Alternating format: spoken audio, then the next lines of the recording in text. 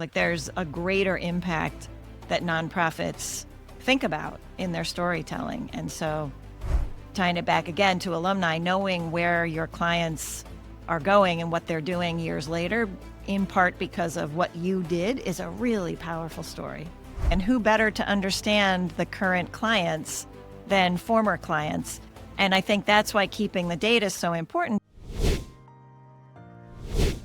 Most nonprofits spend enormous energy trying to find new supporters. But what if some of the most valuable people you want to reach are already part of your community? Yes, your alumni. And no, this isn't limited to universities. Every active nonprofit has alumni, former staff, former volunteers, former board members, or people whose lives were impacted and shaped by the work of your organization. But too often, those relationships disappear once the formal form of engagement comes to an end. Jennifer Cunningham believes that's a missed opportunity. Jennifer helps organizations rethink alumni engagement, not as nostalgia, but as an engine for growth. Because when someone has already walked part of the journey with your organization, they may be the best positioned to walk the next mile with you. Let's jump in. Jennifer Cunningham, thank you so much for joining us today on the You Are What You Give podcast. Anyone who joins the community, shares, and gives of their time is already giving in my book. And so thank you so much for giving. You bet. Thanks for having me. Well, it's a pleasure, Jennifer. You are an expert on alumni engagement, but so many nonprofits think, well, alumni, that's for universities or colleges alone. And obviously there's room for that. But not only, nonprofits are spending all this time, effort, resources on donor acquisition, finding new people to champion their organization. But are they overlooking an opportunity that's kind of right under their belts? And if they are, why are they doing so? Absolutely, they are.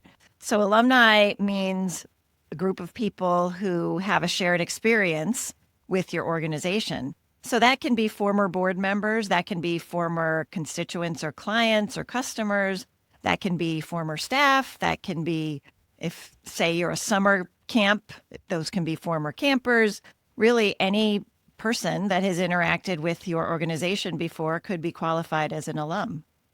Okay, so we don't usually use that term, though, when we think about a board member as an alumnus. You're saying anyone who's engaged with a nonprofit organization of any sort is basically qualifies. Why do they have that sort of special characteristic? What is this special or secret sauce about someone who's been involved in the organization that might make them predisposed to be involved in the organization moving forward? Maybe it's the opposite. Maybe they had, that was their opportunity, and that was kind of, a short-lived fling, if you will, and they moved on to something else.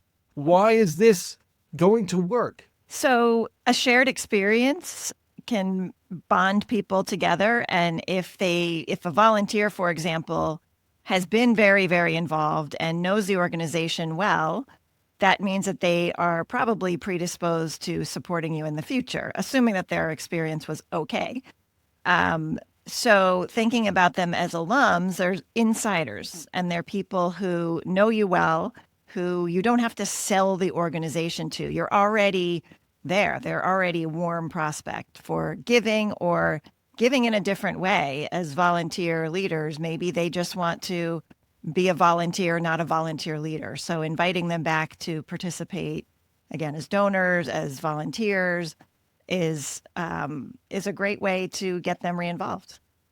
Well, let's define some of these terms. The difference between a volunteer and a volunteer leader. Somebody who had a shared experience and somebody who did not. Or not that they didn't, but maybe are kind of, it was the experience might not have been as engaging or as meaningful to them. Can you maybe give an example, something that would demonstrate, this was a great opportunity for somebody to not only have a one-off experience with an organization, but something that would eventually blossom into something more? The way that I define volunteers versus volunteers leader is, if you are a volunteer, you raise your hand and say, I will do a thing. If you're a volunteer leader, you're much more engaged in the organization. You are leading a committee. You are you've been elected to the board. Some places have trustees, which have fiduciary responsibilities. So the volunteer leader is much more invested on a long-term basis, generally, than somebody who just raises their hands. All that to say, sometimes the volunteers have just as deep an experience, if not more, than the volunteer leader. That's really an individual relationship with the organization. Okay, so does that mean that somebody who in the past tense was involved in the organization and now has had some sort of a break? Let's take, for example, somebody who was a board member but Mm-hmm. is not. Is Right. that an alumni as opposed to someone who was a board member and remains a board member? Like, how do we make that distinction? At what point do we say this is somebody who's now in the alumni category? Right. So if they are no longer serving as a volunteer leader, then they would be considered an alum. If they are still serving, then they are no longer an alum. So it's somebody who is not engaged with the organization currently. Maybe they've moved. Maybe their term was over as a volunteer leader. Maybe they had triplets and they can no longer give that kind of time. So there's a million reasons why people are no longer engaged with organizations. And most of them are just life happens or things come up. So considering them as part of the inner circle, even though they are no longer involved in the organization, is a smart way to do some fundraising. Okay, let's define that. Somebody Mm-hmm. was involved, and yet I might think that they're in the outer circle or perhaps in outer space, right? They're no longer involved. What is making them part of the inner circle look like? Or before we get to how to get it right, let's take a step back and what usually goes wrong. Somebody might say, oh, I understand. These people have been involved in the organization. Maybe they went on a trip with us somewhere. Maybe they volunteered with us. Maybe they donated in the past. There's some sort of involvement, but that's dropped off. And maybe you can also give us an idea of how far back we should be going. Somebody who Mm-hmm. was involved in the organization a year ago, maybe what about 5 years ago, 10 years ago? Uh, how far back are we talking about? And what is the average organization, assuming that they actually understand that they could be engaging their alumni in some way, shape, or form? What are they doing wrong? So if an organization has data that goes back 10 years on volunteerism, then kudos. I'd love to meet them because that is one of the big issues is keeping track of who's volunteering. Even who's a volunteer leader sometimes is not necessarily recorded. So there isn't really a time frame. It kind of depends on why they are no longer volunteering. If their term is up, then that's one thing. If they moved across the country or across the world, that's a different thing. I always go back to when people are starting programs, like let's say a nonprofit wants to start an alumni outreach. The best thing to do is to talk to some of those alums and develop a program with them, not for them, to figure out, why did most people disengage from the organization? Was it because they moved? Was it because the transitory nature? There are some, you know, high school groups or college groups or some stage of life kind of groups, which people naturally age out of. So now they are no longer part, for example, or hobbies that they no longer do, that kind of thing. So understanding why people are no longer engaged is the first step to developing an alumni program. Um, and if you're a local choir, say, and people have moved across the country, it might not make as much sense to keep reaching out to somebody who is, clearly involved in some other things where they live now. But that's why having data and studying that data and understanding your audience is really important. It's interesting you talk about the data. I kind of, Mhm. it almost does make me go back to the universities because I think one of the advantages that universities have, perhaps over the average organization, is that people who weren't volunteering for them, they actually paid a tuition. They were Mhm. students. There was an exchange there between the investment on the side of Mhm. the student and what the institution gave them, and yet that institution is still going to go back to them if they've got, like you say, the data and follow up and see if they can continue that relationship. Mhm. So before we figure out what does a good working alumni program look like, would you attribute the fact that universities and colleges tend to do this to the fact that they just have the data, or is there something else in their thinking that's making them move in this direction? That's a great question. And I think you'd be surprised at how poor the data actually is that the alumni associations and alumni teams have. Yes, we have the student data, but getting people to keep their information updated with the Mhm. university is always a challenge. And, a lot of people say, well, I don't want to give them my updated information because all they'll do is ask me for money. So that's a myth I try to dispel in my work as well that, sure, we'll ask you for money, but also you can be engaged as a lifelong alum. You can take part in career networking, you can do mentorships, you can do all these different things and also help the current students. So I think there's a very clear purpose for university or college alumni to help students and to further their careers. It's just alumni associations in universities have been a thing for at least 100 years. So it's sort of in people's minds that they are alumni and they can tap into these things.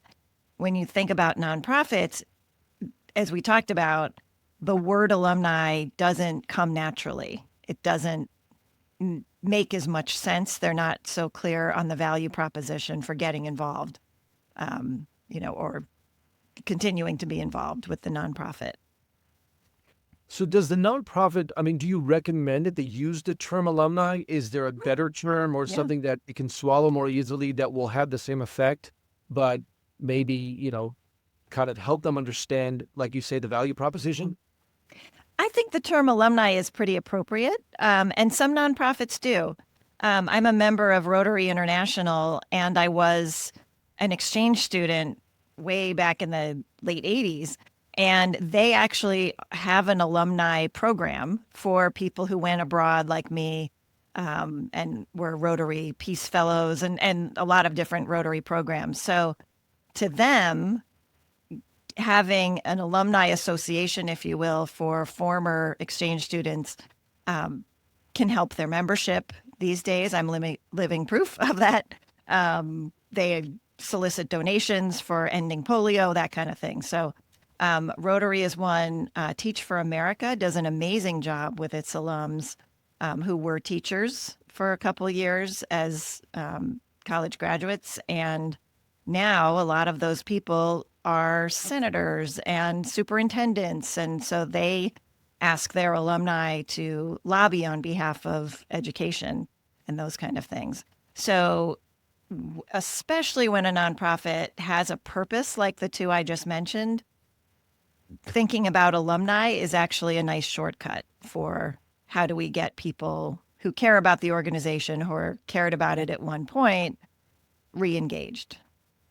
Okay, so we've got a few ingredients here. The first one is you kind of need the data. You need to know who went through your Yeah. system. Otherwise, it's going to be really hard to reach out to them. Yeah. The second is that meaningful experience is something that can kind of re-engage in so many different ways. Give us a sense. I think you've given us a sense, but what does a successful alumni program look like, and what are the outputs or outcomes that an organization is going to benefit from when the system actually does work? Hmm. Well, that's another great question. It really depends on what the organization's goals are. So I mentioned Teach for America. One of their goals is to have connections, in DC, in state legislatures, and so for them, tapping into alumni is a great way to help them get those connections. For another organization, sure, it might be fundraising if that's really what they need from alumni. In some cases, it's brand awareness. So going out and talking about the organization that they were involved in and getting the brand recognition, posting on Facebook about it, that kind of thing. So it really depends. What is the organization? What are their goals first? And then, okay, we have this group of hundreds, maybe thousands of people who know the organization, who at one time deeply cared about it and donated time to it. So how could we use them to help us reach these goals that we have? I love what you said about understanding your goals because there are so many ways that you can engage with an alumni program. you don't want to just lose yourself in it and kind of do everything. You want to make sure that you've got a workflow that's going to serve your goals, your outcomes, your outputs, everything along the way. And so that makes a lot of sense. What happens though if the organization is focused on one set of goals?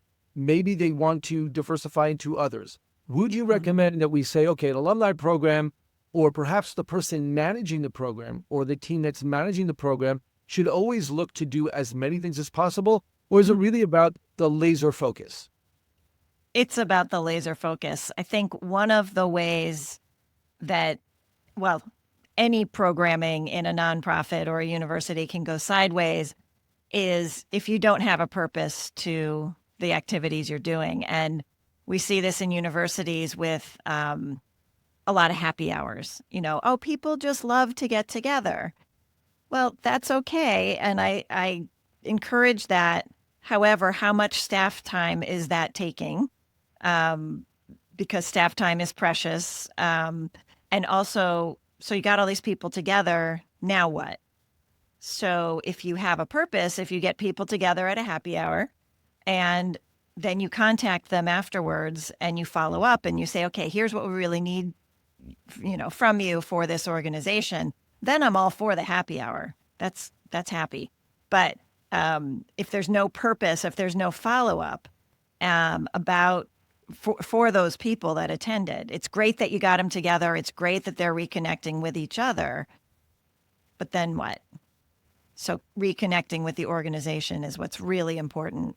And a lot of organizations complain about events and how much time they take. And so I would think very carefully about, is an event the right thing to do? Is an email a better thing to do? Is a Zoom a better thing to do? Like, what are is just picking up the phone to the 50 people that may have come to your event and spending 15 minutes with them, would that take less time than getting people together? So it's really evaluating what are your goals and then thinking about the tactics that will get you there. That's excellent. And obviously, there's going to be a tweaking process, a refinement process. There's a feedback loop. What's going to work? We're going to try different things until you kind of hit your stride. And over time, you always want to keep checking yourself and making sure you're doing a better job. Here, I do kind of wonder about the chicken and the egg. What is the nature of that re-engagement? Because we spoke at the beginning about the fact that an alumni is someone who previously was engaged in an organization. Maybe they were previously a volunteer. Now we want them as a donor. Maybe previously they were a program participant. Now we want them as an advocate. So is there like a community element to it? Maybe the happy hour before the follow-on call is just about the happy hour because now we're friends again and I haven't seen you in 20 years?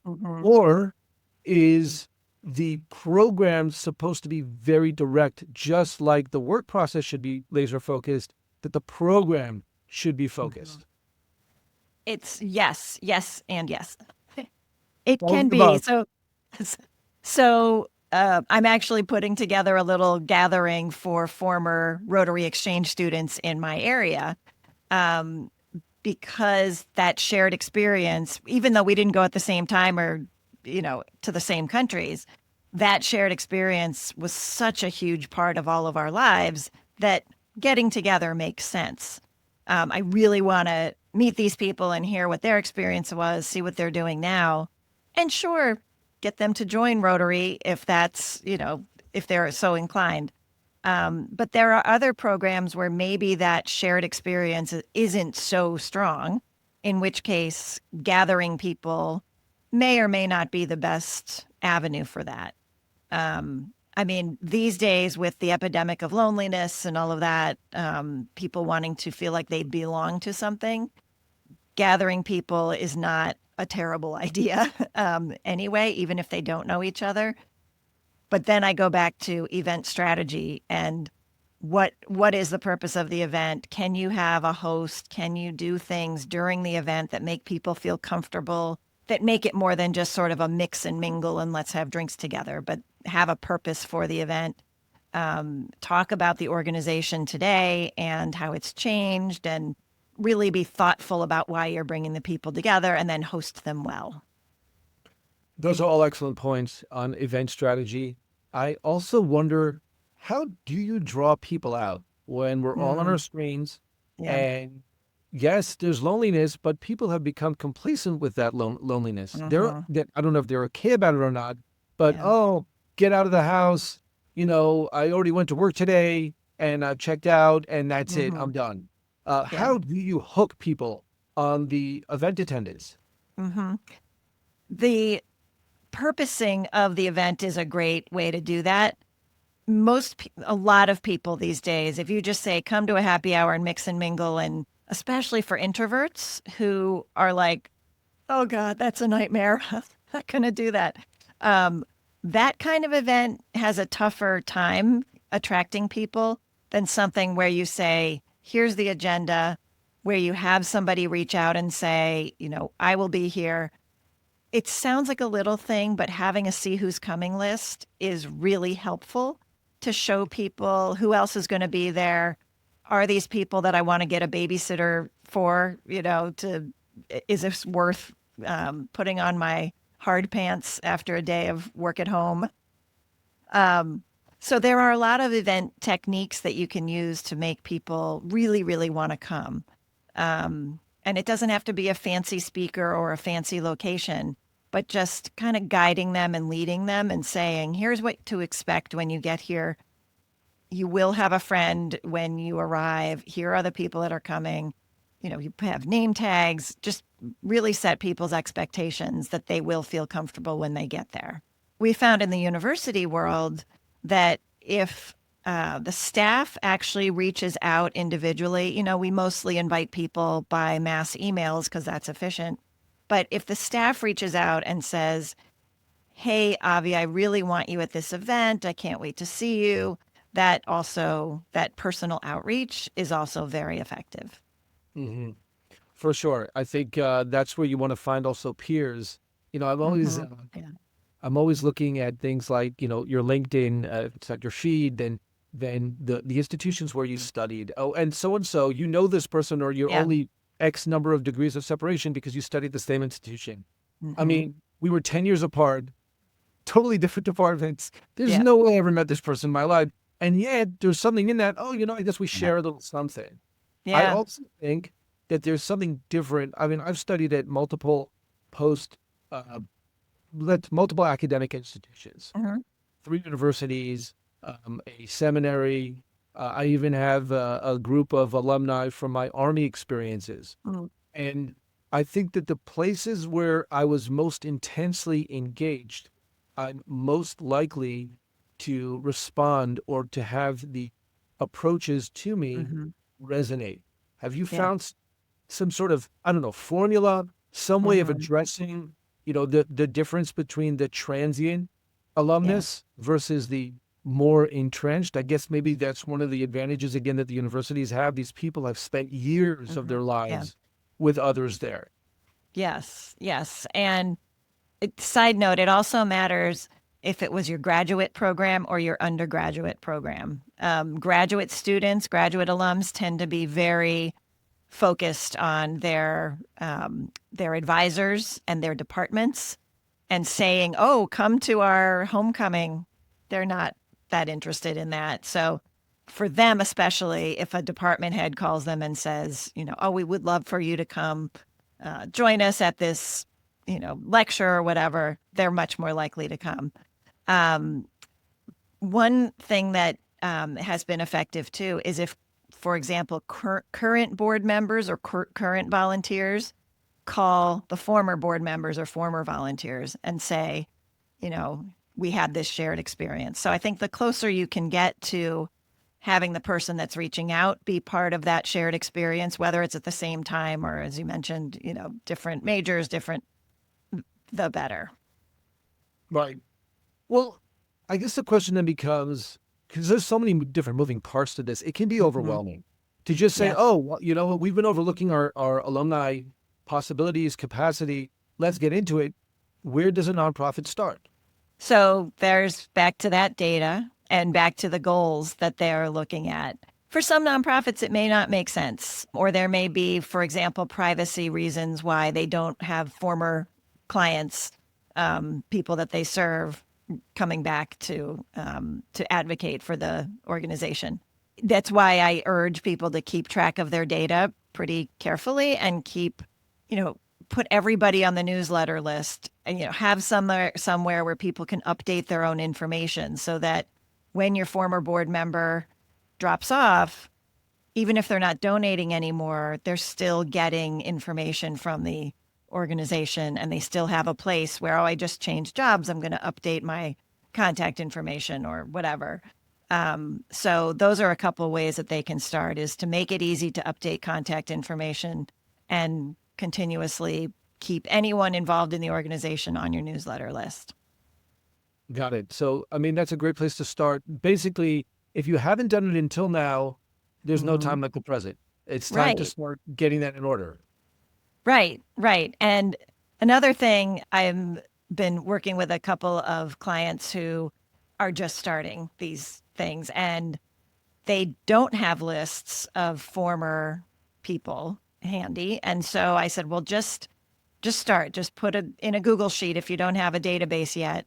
And then find a few people and then get those people to reach out to their friends. And then they'll tell two friends and they'll tell two friends, put things on social media. And so it's scrappy, but it's what works. And again, back to what we were just talking about.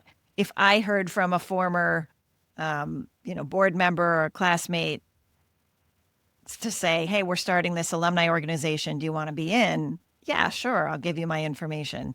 And then you build it again through the volunteers who are engaged. Right.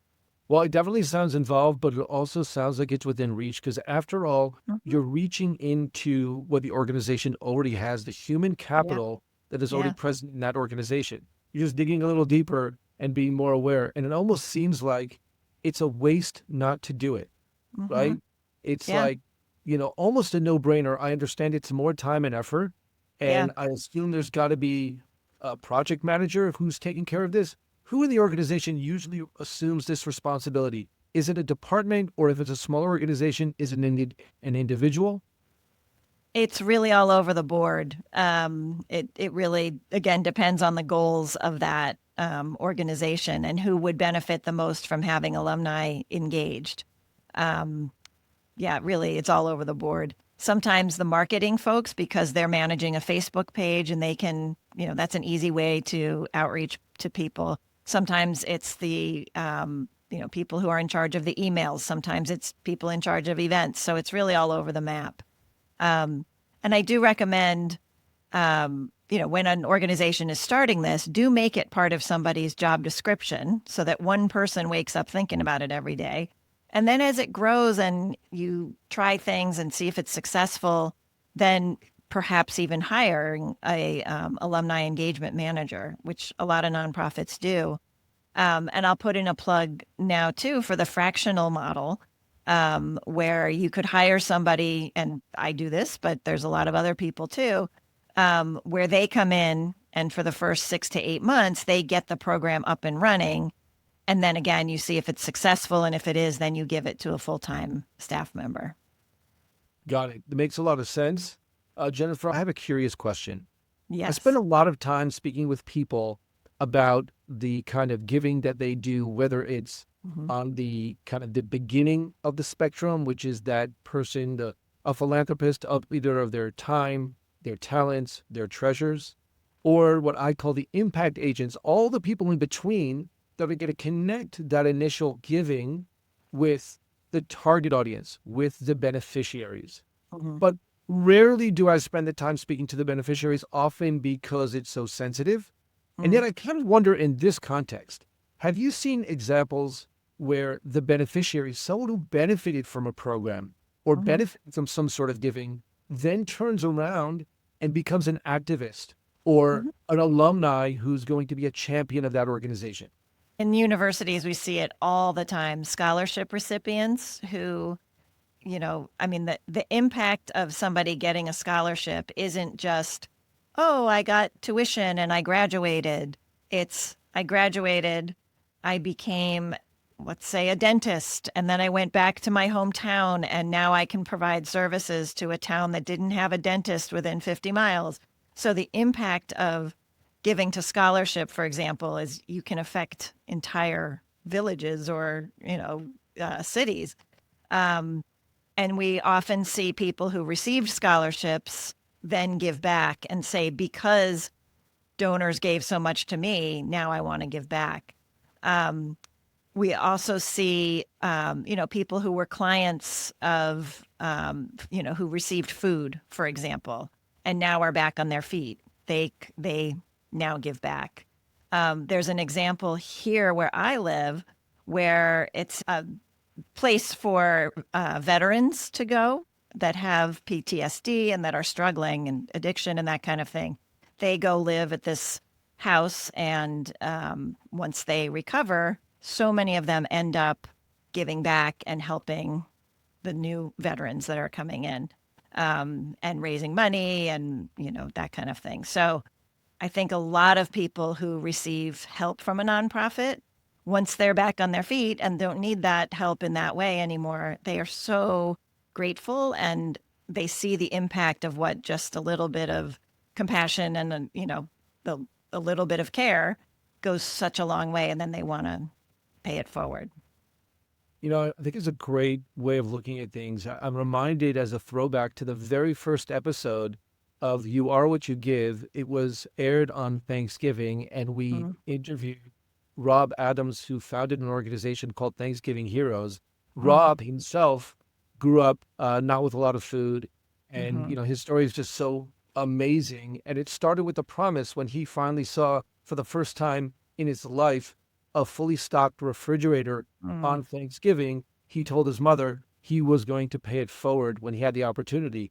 And Oh. indeed, he did. He created this huge organization with amazing impact. And now Mm. so many families have food on Thanksgiving because he saw an opportunity when he was 11 years old. That's Imagine amazing. institutionalizing that, right? These Mhm. programs that are designed as mentorship programs, as Yeah. scholarship programs, and understanding from the very beginning when you're feeding into those people, not because you're looking to get in return, but because you Right. want them to be genuinely engaged in a lifelong journey that's involved in that organization. It's just this circle that feeds itself. It should Right. be this kind of natural and organic process. Absolutely. And who better to understand the current clients than former clients? And I think that's why keeping the data is so important, because sometimes, I don't know the story of Rob, but I will look at it. It probably didn't happen overnight where one day it was like, oh, now we have enough food. It probably took time. And so maybe the organization that helped him might have lost track of him over time as he and his family rebuilt their lives and became food secure again. Um, but imagine taking that example. A year later, you can reach out and talk to the clients and say, "Hey, we haven't seen you in a while. Hopefully, that means that you don't need to come back to the food pantry again. Like, what's happening in your life?" Um, that's the kind of thing that, if you think about people as alumni, and again how they can help the organization, maybe not necessarily with money, but with, they come and they volunteer and they have an empathy that people who hadn't gotten those services would have. Right. And I mean, in the Rob's case, just for what it's worth, he's just an entrepreneur. He didn't get from an Hmm. organization. He saw something, and it did take decades for it to percolate. Yeah. And, kind of combined with his mother being diagnosed with terminal cancer and Well. her saying, you know what, Rob, it's time to make good on that promise from when you were 11. But Hmm. he's the story of somebody who, as an individual, went and gave back to society many-fold beyond what he Mm. received. And Nice. so here we're talking about what if the institutions and the organizations had, as you described, that awareness and just said, we're going to make this part of our process. Yeah. Just imagine how much you Yeah. can multiply the impact. And it's just a win-win all Yeah. around. One point about that, because that's such a great point, is for the organization too, as they're applying for grants and they're going to their donors to really talk about their impact is amazing. Like, that longitudinal success story is amazing. So you can go and say, well, you know, this person did X with this person was a client of our organization 5 years ago, and now they've started their own food pantry and they're giving back in this way. Like that's a really compelling story that whoever helped Rob and his family, for example, or in my case, you know, I went on Rotary Exchange 30 plus years ago and it still affects who I am today. Like that's a very powerful um, testimonial. And so for nonprofits to keep track of people, that longitudinal success is something that funders want to see. Yeah, I think you're hitting on some really key points that sometimes, we kind of know that we have to, but we might overlook, right? The Hmm. first one is, as you described, just that, where is the human capital and where's the potential for growth? The second is this concept of a testimonial, Yeah, right? Make sure that you don't overlook that. Just because you know who's been impacted by your organization doesn't mean that all of your shareholders know that. And right. then it's the matter of just that issue of communicating, right? The Hmm. testimonial, it's great to have it on your website, but have you introduced that into conversations? Just because Hmm. you know yourself doesn't mean that the people who you're engaging with, especially those who you're re-engaging with Hmm. after a lapsed period of time, that they're going to know. And so Right, just communicate, make sure that that's front and center, and make sure right. people are aware of that opportunity.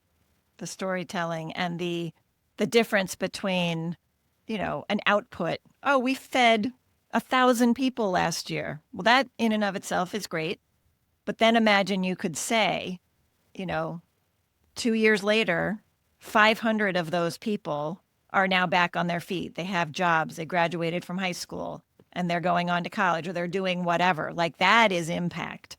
Feeding people is great. It's an output, but what is the impact of now those people have better nutrition? They are, you know, not falling asleep in class. They are continuing to go to their work. Like there's a greater impact that nonprofits think about in their storytelling. And so tying it back again to alumni, knowing where your clients are going and what they're doing years later, in part because of what you did, is a really powerful story. Yeah, and I keep kind of toggling back and forth between, the need to communicate, which we just mentioned, at the same time, just the good stewardship of the Yeah. investments that have already been made into your organization, Yeah. right? You want to know where the impact is going. You want to Yeah. know where the success is, not just so that you can see the follow on, but just because Hmm. that's part of doing a good job. Again, it's Right. all easy said than done. There's got to be someone who's doing that. There's got to be that, if it's not a department or an individual, there's got to be a system in place to make that work. And we're already, everyone's so busy and there's so much that the nonprofits have to do and this scarcity mindset. So there are challenges. But what we're hearing from you, Jennifer, is keep these things front and center because these are Hmm. building blocks for further success and growth for that organization. Correct. Yes. Jennifer, thank you so much. I'd love to give people an opportunity to know how they can engage with you. What's the best way to contact you? The easiest way is to go to my website, and my email is there. I wrote a couple books on this subject, mini books on the subject. My website is engagejc.com. That works. Yeah. Engage Jennifer Cunningham or jc.com. That's easy enough. And we'll, of course, put that in the show notes. Jennifer, I want to thank you because I Hmm. think you've given us some structure and some pragmatic steps that people can take. First, impressing upon us the need for these alumni programs and understanding Hmm. that people don't just come and go. They can potentially remain part of your organization if they've had a touch point and Correct. building upon that in a strategic way going forward. I really hope that people are going to be taking your advice, learning from this, and possibly even reaching out to you to see how Hmm. they can actually jumpstart a process like this. Thank you so Absolutely. much, Jennifer, for being with us today. Thank you so much, Avi. Thank you, Jennifer Cunningham, for sharing such practical insights about something too many nonprofits so often overlook. We spend so much time and energy trying to find those people who we haven't yet met. But what about the supporters who have already walked with us in the past? The people who already know your mission may be the best champions of your work. So this week's giving challenge is simple. Reconnect with one alumnus, someone who volunteered with you, someone who served on a board, someone who supported you years ago, maybe someone who enjoyed or benefited from the programming that your organization does. Reach out, not with an ask, just to reconnect. Thank them for the role that they played. share an update, and remind them that they're still part of your story. Because generosity doesn't have to find a home with new relationships. It can often be revived from relationships that are already there. As always, thank you, Victoria Hurst, for believing in and supporting the You Are What You Give podcast. And thank you to our growing community for being part of this conversation. We'll see you next time.